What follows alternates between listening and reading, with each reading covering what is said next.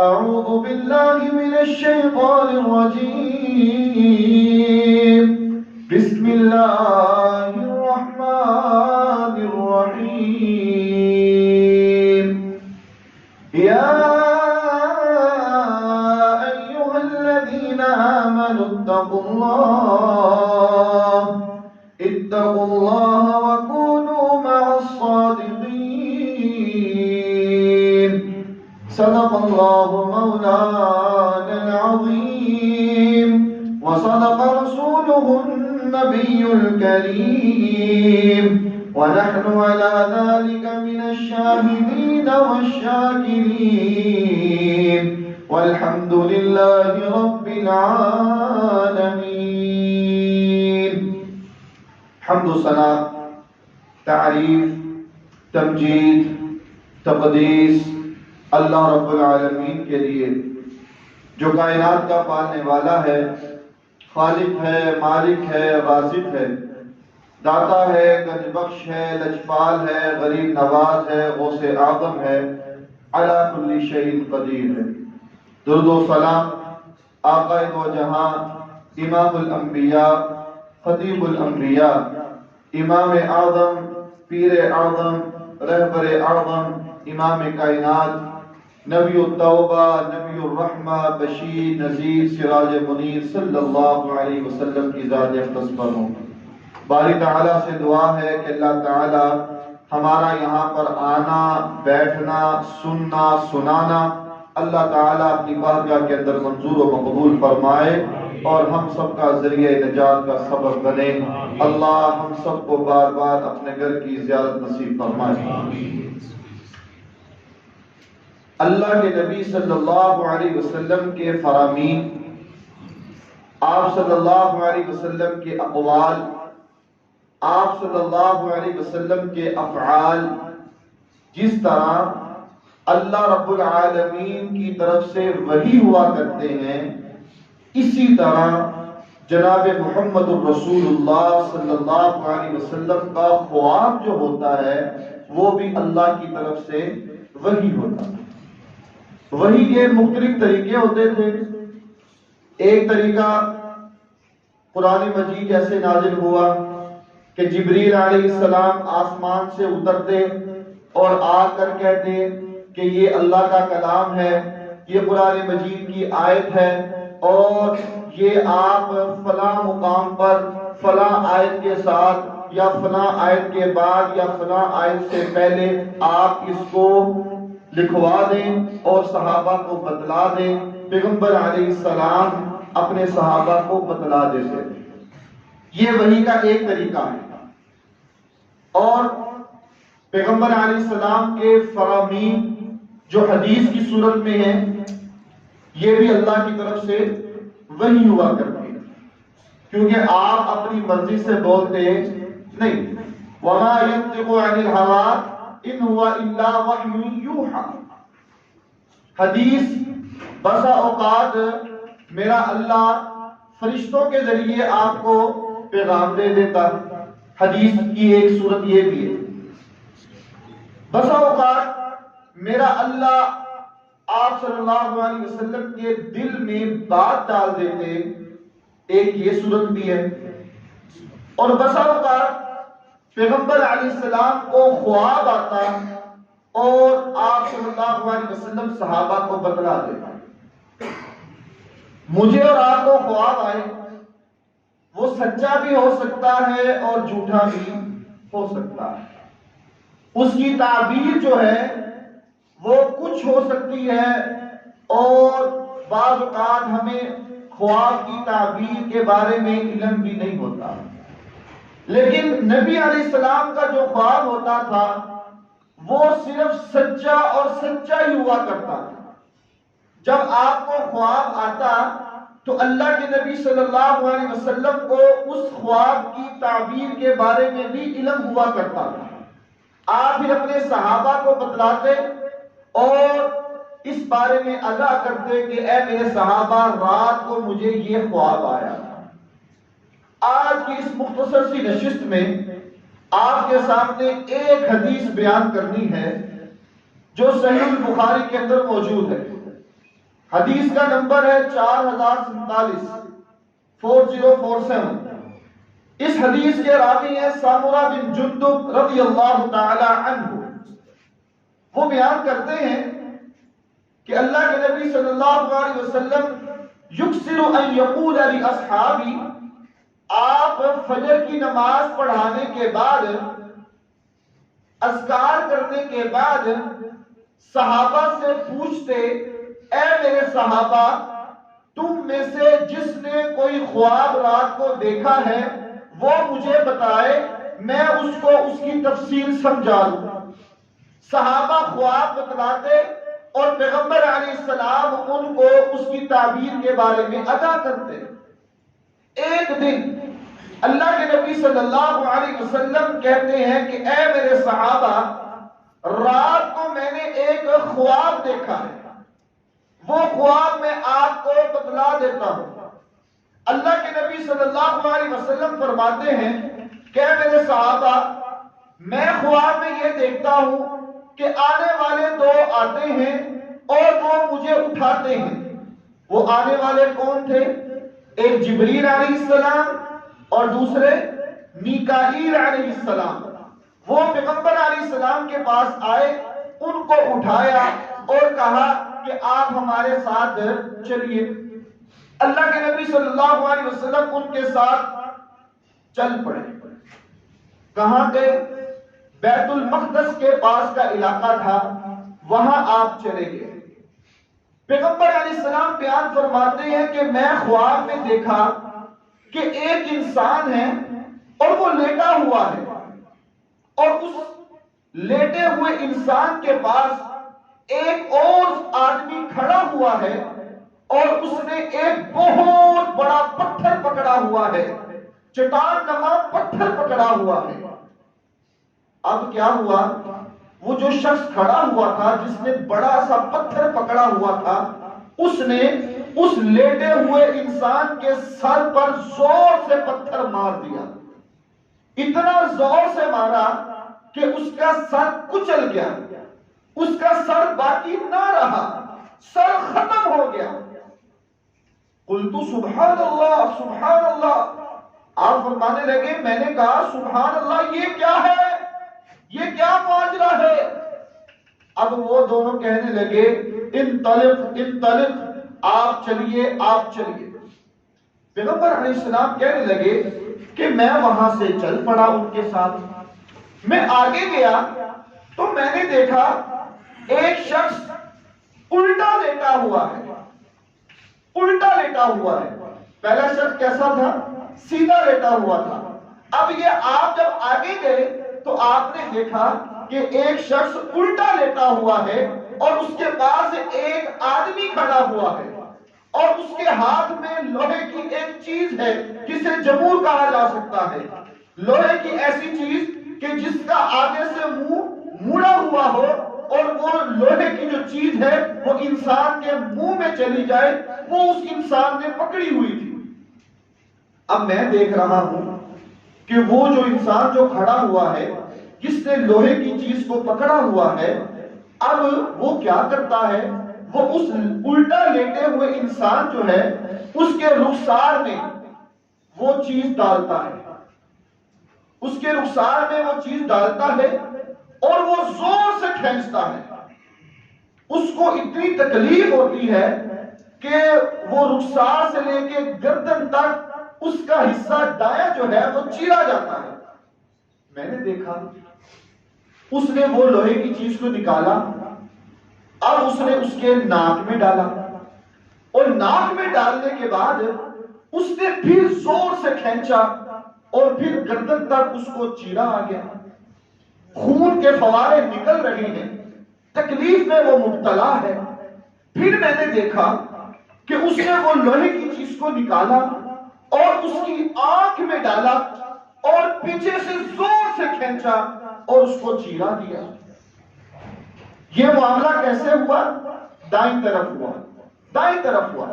پیغمبر علیہ السلام کہتے ہیں کہ میں نے دیکھا کہ اب وہ انسان جو یہ کام کر رہا تھا اب وہ اس کی بائیں جانب آ گیا، وہی والا معاملہ کرنے لگا۔ جب وہ بائیں جانب آیا تو وہ دایاں حصہ جو تھا، جو چیرا گیا تھا، جس سے خون نکل رہا تھا، وہ ٹھیک ہو گیا۔ اب وہ دائیں طرف آیا اور اسی طرح اس نے اس کے رخسار میں وہ گھسایا اور چیرا دیا، کھینچا، پھر دوسری مرتبہ اس کے ناک میں وہ ڈالا اور پھر کھینچا، اور پھر تیسری مرتبہ اس کی آنکھ میں ڈالا اور پھر کھینچا، فوارے نکلنا شروع ہو گئے بائیں جانب سے۔ اسی طرح یہ معاملہ کرنے کے بعد وہ جب دوبارہ دائیں جانب آیا تو بائیں والا حصہ جو تھا وہ دوبارہ ٹھیک ہو گیا۔ قلت سبحان اللہ سبحان اللہ۔ پیغمبر علیہ السلام کہنے لگے، میں نے پوچھا یہ کیا معاملہ ہے، یہ کیا ہے، یہ کون ہے؟ وہ دونوں کہنے لگے، انطلق انطلق، آپ آگے چلیے، آپ آگے چلیے۔ پیغمبر علیہ السلام ان کے ساتھ آگے چلے گئے۔ آپ فرماتے ہیں کہ میں ان کے ساتھ آگے گیا تو میں نے دیکھا ایک بہت بڑی جگہ ہے، بہت بڑی جگہ ہے، مثل تنور، جس طرح تندور ہوتا ہے کہ اس نیچے سے وہ کھلا ہوتا ہے اور اس کا منہ جو ہے وہ تنگ ہوتا ہے، اور اس کے اندر سے بڑی چیخوں کی آوازیں آ رہی ہیں، چلانے کی آوازیں آ رہی ہیں، رونے کی آوازیں آ رہی ہیں، اور اس کے اندر آگ بھی ہے۔ میں نے آگے ہو کے دیکھا تو میں دیکھتا ہوں کہ اس کے اندر مرد اور عورتیں جو ہیں وہ جل رہے ہیں، مرد اور عورتیں جل رہی ہیں، اور ان کے بدن پر لباس بھی نہیں۔ پیغمبر علیہ السلام نے کہا، قلت سبحان اللہ سبحان اللہ، اور یہ کیا ہے، یہ کیا معاملہ ہے، یہ کون لوگ ہیں؟ وہ کہنے لگے، انطلق انطلق، آپ یہاں سے چلیے، آپ یہاں سے چلیے۔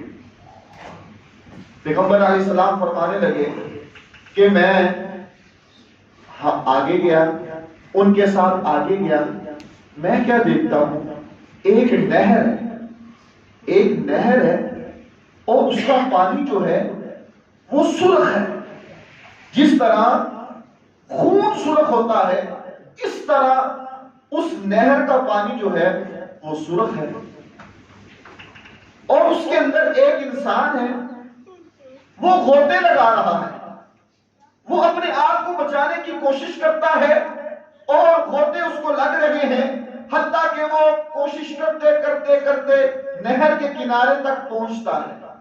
اب وہ کنارے کے پاس ایک انسان کھڑا ہوا ہے اور اس نے پتھروں کو پکڑا ہوا ہے۔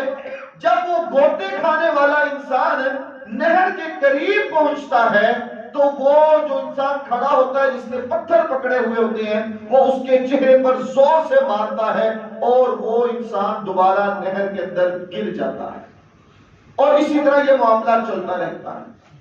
قلت سبحان اللہ سبحان اللہ، میں نے کہا یہ کیا معاملہ ہے، یہ کیا ہے، یہ کیا ہو رہا ہے؟ وہ دونوں کہنے لگے، انطلق انطلق، آپ آگے چلیے، آپ آگے چلیے۔ کتنی چیزیں ہو گئی؟ چار۔ پہلے نمبر پر وہ سیدھا لیٹا ہوا تھا، اس کے چہرے پر بھاری پتھر گرایا گیا۔ پھر دوسرے نمبر پر وہ الٹا لیٹا ہوا تھا اور اس کے رخسار اور اس کے ناک اور اس کی آنکھ میں وہ لوہے کی چیز دے کر اس کو چیرا دیا گیا۔ اور تیسرے نمبر پر وہ ایک تندور آپ نے دیکھا، اور چوتھے نمبر پر آپ نے ایک نہر دیکھی۔ جب میں نے پوچھا یہ کیا ہے، وہ کہتے ہیں انطلق انطلق، آپ آگے چلیے، آگے چلیے۔ میں ان کے ساتھ آگے چلا۔ اب میں دیکھتا ہوں ایک کھلا میدان ہے، کھلا میدان ہے، اور وہاں ایک نہایت ہی لمبا انسان کھڑا ہوا ہے، لمبا انسان، بڑا خوفناک، بڑا وحشتناک، بڑا ہولناک منظر والا وہ انسان وہ کھڑا ہوا ہے، بڑا روب ہے۔ میں نے پوچھا یہ کون ہے؟ وہ کہنے لگے انطلق انطلق، آپ یہاں سے چلیے، آپ یہاں سے چلیے۔ پیغمبر علیہ السلام کہنے لگے کہ میں وہاں سے ان کے ساتھ چل پڑا۔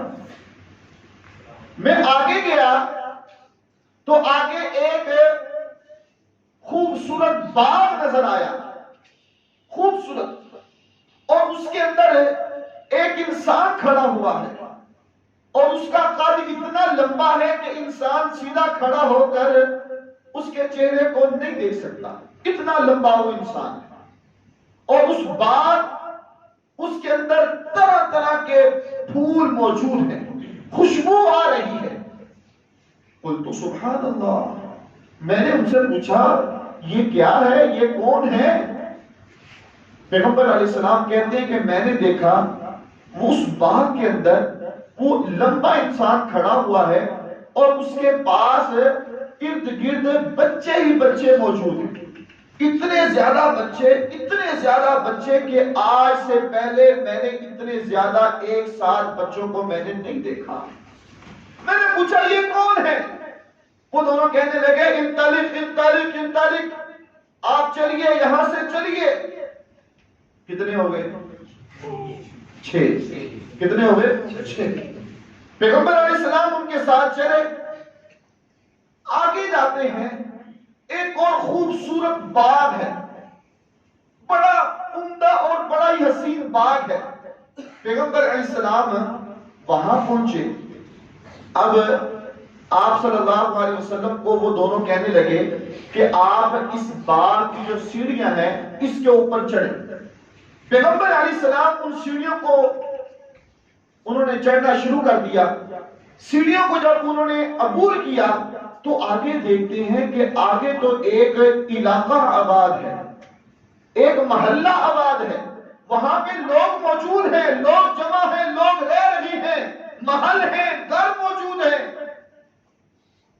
اتنے عالی شان گھر کہ پیغمبر علیہ السلام نے فرمایا کہ ہر محل، ہر گھر کی جو اینٹیں ہیں وہ کس طرح کی ہیں کہ ایک اینٹ سونے کی ہے اور ایک اینٹ چاندی کی ہے، اتنے عمدہ محل وہاں پر موجود ہیں۔ اب میں ان کے ساتھ جا رہا ہوں، وہ دونوں کہنے لگے کہ آپ اس علاقے کے دروازے کے پاس جائیں اور دروازے کو کھلوا کر ہم نے اندر جانا ہے۔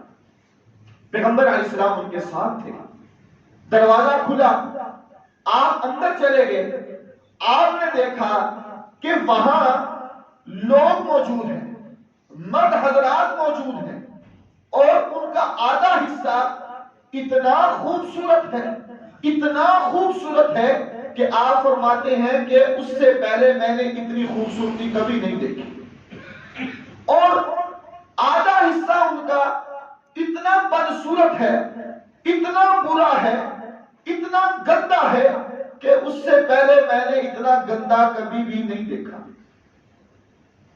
میں نے کہا قلت سبحان اللہ یہ کیا ہے؟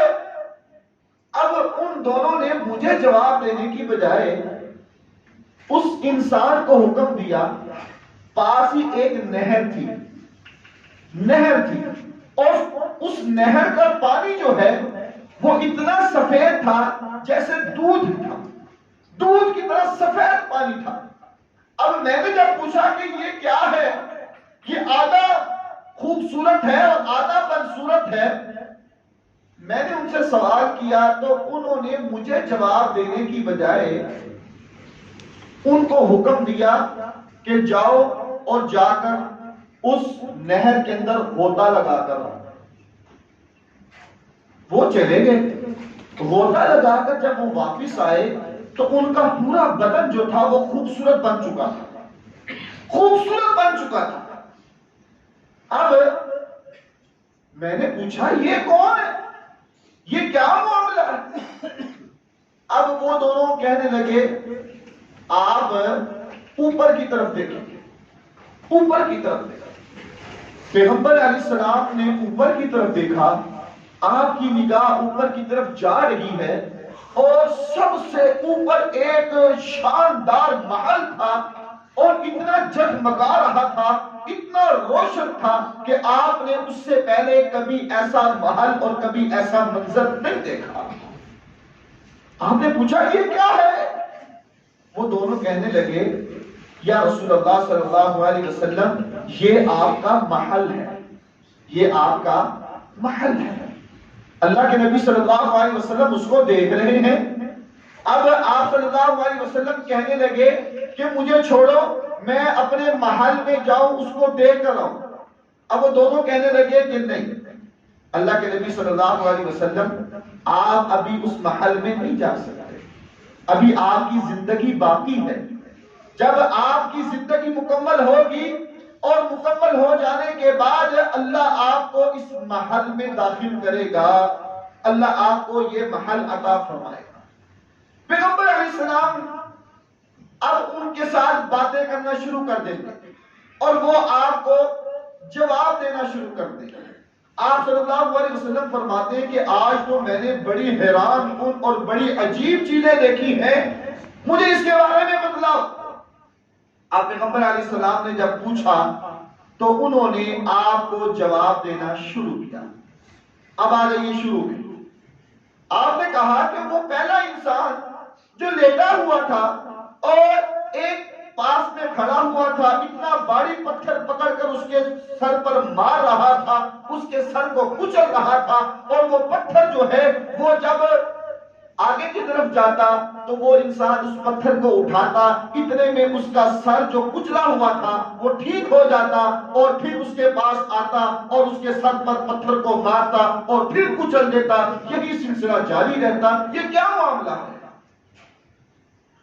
جبریل علیہ السلام، میکائیل علیہ السلام کہنے لگے، اے پیغمبر صلی اللہ علیہ وسلم، یہ آپ کی امت کے وہ لوگ ہوں گے، یہ آپ کی امت کے وہ لوگ ہوں گے جنہوں نے 2 گناہ کیے ہوئے ہوں گے، جنہوں نے 2 گناہ کیے ہوئے ہوں گے۔ پہلا گناہ، ان کے پاس قرآن آیا، ان کے پاس سنت آئی، ان کے پاس نبی کا فرمان آیا، ان کے پاس دین کی دعوت آئی، ان کے پاس اسلام کا پیغام آیا، انہوں نے ہیلے بہانے تلاش کرنا شروع کر دیے کہ ابھی تو میری عمر نہیں ہے، ابھی تو میں نے بہت کام کرنے ہیں، ٹھیک ہے یہ قرآن میں ہوگا، ٹھیک ہے یہ حدیث میں ہوگا، ٹھیک ہے یہ نبی کی سنت ہے، لیکن ابھی میں نے دنیا میں گزارا کرنا ہے، ابھی میرے بچے چھوٹے ہیں، ابھی میں نے بہت کام کرنے ہیں، ابھی میں نے اپنے بچوں کی شادیاں کرنی ہے، ابھی میں نے بڑے بڑے کام سر انجام دینے ہیں، ابھی میں نے اپنا سٹیٹس بنانا ہے، ابھی میں نے اپنا بینک بیلنس بنانا ہے، ابھی میں نے شہرتیں حاصل کرنی ہے۔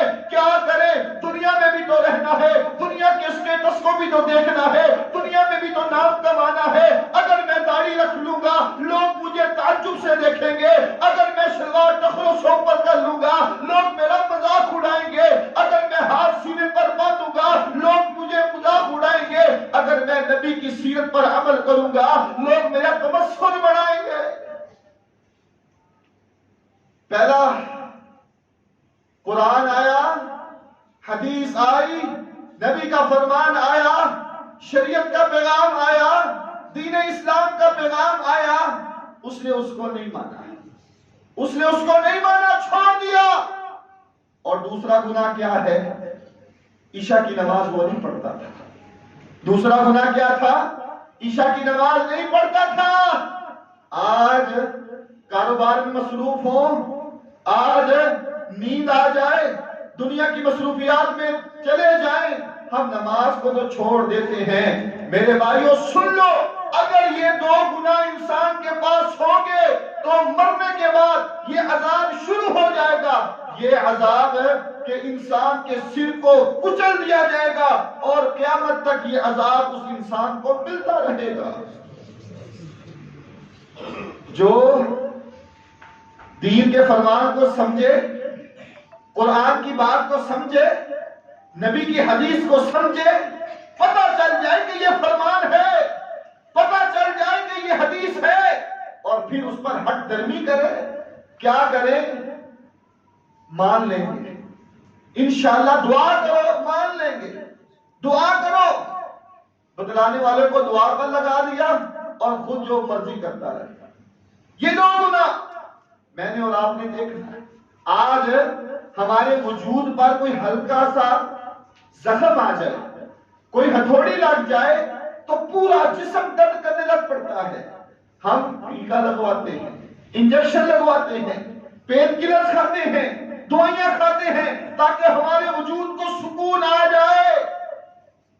اگر یہ 2 گناہ ہیں، اگر یہ 2 گناہ ہیں، حق بات کو چھوڑ دینا، قرآن کو چھوڑ دینا، دین کو چھوڑ دینا، شریعت کے پیغام کو چھوڑ دینا اور عشاء کی نماز کو چھوڑ دینا، 2 گناہ جس انسان کے اندر ہوں گے، مرنے کے بعد اس کو یہ عذاب ملے گا کہ ایک انسان اس کے پاس کھڑا ہو جائے گا اور باریک پتھر اس کے سر پر مارے گا۔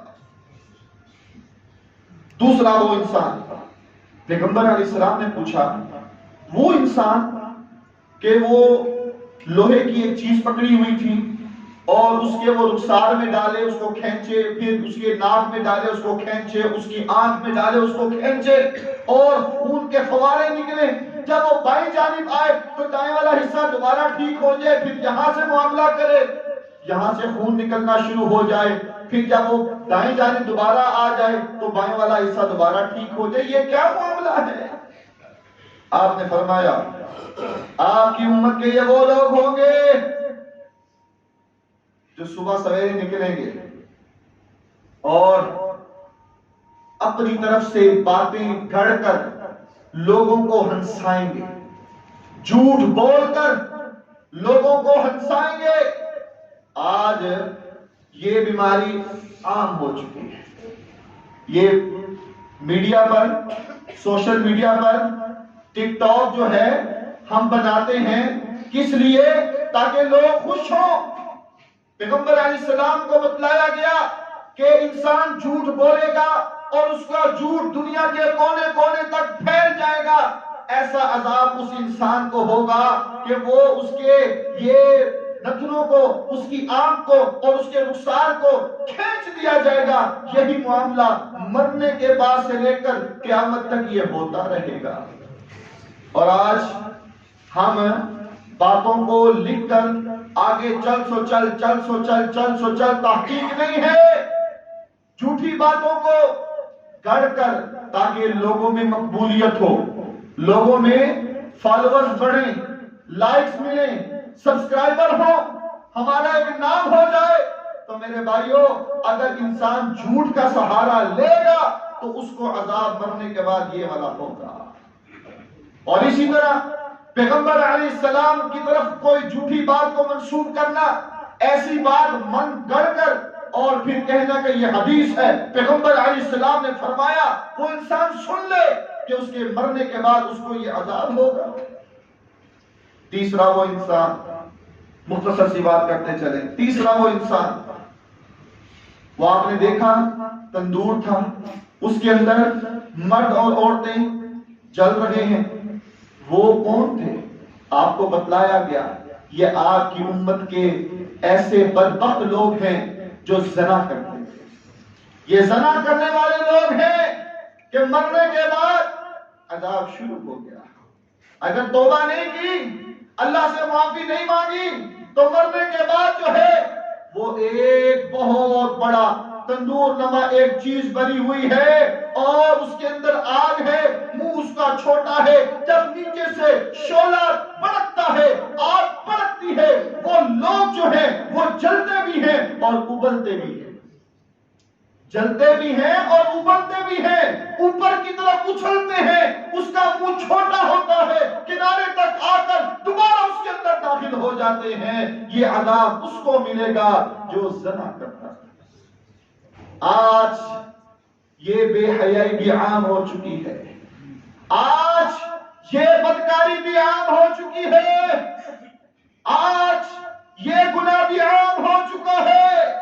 خدا را ہم اپنی اولاد کو کنٹرول میں کریں، خدا را یہ موبائل، یہ کمپیوٹر، یہ نیٹ آپ نگرانی کریں، بحیثیت والدین، بحیثیت سرپرست، بحیثیت بڑا ہونے کے ناطے آپ پر یہ ذمہ داری عائد ہوتی ہے کہ ہم اپنی بھی اصلاح کریں اور اپنے ماتحتوں کو بھی دیکھیں کہ کہیں وہ اس گناہ میں مبتلا تو نہیں ہو رہے۔ یونیورسٹیز میں، کالجز میں اچھے لوگ بھی موجود ہیں، لیکن آج اکثریت اس گناہ سے بچنا بہت مشکل ہو چکا ہے، بہت مشکل ہو چکا ہے۔ پیغمبر علیہ السلام نے فرمایا کہ مرنے کے بعد قیامت تک ان کو یہ عذاب ہوگا۔ چوتھے نمبر پر کیا دیکھا تھا آپ نے؟ ایک نہر تھی، سرخ رنگ کا اس کا پانی تھا. وہ شخص ڈوب رہا تھا اور ڈوبتا ڈوبتا وہ کنارے تک پہنچتا تھا. ایک شخص باہر کھڑا تھا, اس نے ہاتھوں میں پتھروں کو پکڑا ہوا تھا. جب وہ باہر آنے کی کوشش کرتا تھا, اس کو زور سے پتھر اس کے منہ پر مارتا تھا. وہ انسان دوبارہ نہر کے اندر چلا جاتا تھا. پیغمبر علیہ السلام نے پوچھا یہ کیا ہے؟ آپ کو بتلایا گیا فَإِنَّهُ آكِلُ الرِّبَا, یہ وہ بدبخت انسان ہے کہ دنیا میں سود کھاتا تھا. یہ وہ بدبخت انسان ہے جو سود کا کاروبار کرتا تھا. یہ وہ بدبخت انسان ہے جو سود کا لین دین کرتا تھا. آج ہماری سوچ محدود ہو چکی ہے. ہم دن بدن دنوں میں امیر ہونا چاہتے ہیں. ہماری سوچ یہ ہے کہ بس مال آنا چاہیے, بینک سے قرضہ لے لو, کاروبار میں ڈال لو تاکہ ہم آگے نکلیں. اور ان بدبختوں نے بھی سود کے نام کو تبدیل کر دیا ہے, سود کو بدل دیا ہے. نہیں جی نہیں, ہم سود نہیں لیتے, یہ اسلامک بینک ہے, یہاں سود کا کاروبار نہیں ہوتا, بس پروفٹ لیتے ہیں. نام بدلنے سے شریعت بدلتی نہیں ہے. یہ وہ بدبخت ہیں جو سود کھاتے ہیں. آج حج بھی کیا جا رہا ہے اور آج بیوہ بچیوں کی شادیاں بھی کی جا رہی ہیں اور کاروبار سود کا ہو رہا ہے. میرے بھائیو, اللہ کو ایسی نیکی کی کوئی پرواہ نہیں ہے. تھوڑا کھا لو, صاف کھا لو, تھوڑا کھا لو, ستھرا کھا لو, حلال ذریعے سے کماؤ, حلال کھاؤ, حلال کھلاؤ. تمہارے کوئی کام نہیں آئے گا. تم نے اپنی قبر پر جانا ہے, سینکڑوں مثالیں موجود ہیں. ساری زندگی وہ کام کرتا رہا, مال اکٹھا کرتا رہا اولاد کے لیے. جب مرا تو اولاد بھی پاس نہیں ہے, جب مرا تو اولاد بھی کام ہے. حال ہی میں ہمارے ملک کے صدر پاکستان ممنون حسین جب فوت ہوئے, آپ نے بھی اس کا جنازہ دیکھا, میں نے بھی دیکھا. کتنے افراد تھے؟ کیا اس کی اولاد نہیں تھی, رشتہ دار نہیں تھے, برادری والے نہیں تھے, اس کے پاس مال نہیں تھا, سب کچھ تھا. یہ عبرت کی جا ہے, تماشا نہیں ہے. جگہ جی لگانے کی دنیا نہیں ہے. یہ عبرت کی جا ہے, تماشا نہیں ہے. آکل الربا, سود کھانے والا, سود کھلانے والا, کام کرنے والا, اس کو مرنے کے بعد یہ عذاب ہوگا. اس کے بعد وقت ہو گیا, مختصر سی بات. اس کے بعد پیغمبر علیہ السلام نے ایک بڑا لمبا انسان دیکھا, بڑا وحشتناک خوفناک وہ انسان تھا. آپ نے فرمایا یہ کون تھا؟ وہ کہنے لگے کہ یہ جہنم کا دروغہ تھا. یہ کون تھا؟ جہنم کا دروغہ. اور اللہ نے اس کے اندر اتنا غصہ بھر دیا ہے کہ اس کو رحم نہیں آتا, وہ مسکراتا نہیں ہے. اور اس جہنم کے دروغے کا نام کیا ہے؟ مالک. کیا نام ہے؟ مالک. قرآن میں موجود ہے, وَنَادَوْا يَا مَالِكُ لِيَقْضِ عَلَيْنَا رَبُّكَ قَالَ إِنَّكُمْ مَاكِثُونَ. جہنمی جہنم میں ہوں گے, وہ کہیں گے وَنَادَوْا يَا مَالِكُ لِيَقْضِ عَلَيْنَا رَبُّكَ, اے مالک رب کو کہہ دینا, اے مالک رب کو کہہ دینا کہ ہمیں موت دے دے, ہمیں یہ عذاب نہ دے, موت دے دے. وہ جہنمی دروغہ کیا کہے گا؟ قَالَ إِنَّكُمْ مَاكِثُونَ. اب یہیں پر رہو, تمہیں موت نہیں آئے گی. وہ جہنمی دروغہ آپ نے دیکھا. آگے گئے, پھر ایک خوبصورت لمبا انسان دیکھا اور ان کے پاس جو تھے وہ بچے ہی بچے تھے.